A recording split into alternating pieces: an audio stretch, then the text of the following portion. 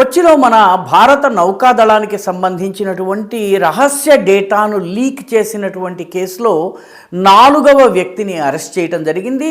Arrest అయినటువంటి వ్యక్తి పేరు ఆలిఫ్ ఇస్లాం.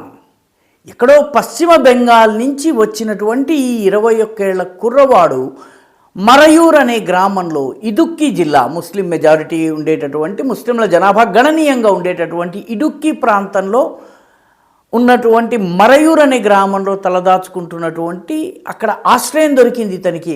అతన్ని పోలీసులు అరెస్ట్ చేశారు. గత 18 ఏళ్లుగా దీనికి సంబంధించిన దర్యాప్తు జరుగుతోంది. ఇప్పటికే ఉత్తరప్రదేశ్కి చెందిన 2ని, అదేవిధంగా గుజరాత్కి చెందినటువంటి ఒకరిని అరెస్ట్ చేశారు. ఈ ప్రాంతానికి సంబంధించిన కీలక డేటా లీక్లో పశ్చిమ బెంగాల్ నుంచి, ఉత్తరప్రదేశ్ నుంచి, గుజరాత్ నుంచి వచ్చి పనిచేసే వాళ్ళు రహస్య సమాచారాన్ని బహిర్గతం చేశారంటే మన కీలకమైనటువంటి రహస్యాల విషయంలో కొంత ఆందోళన చెందాల్సి రావడం సహజం.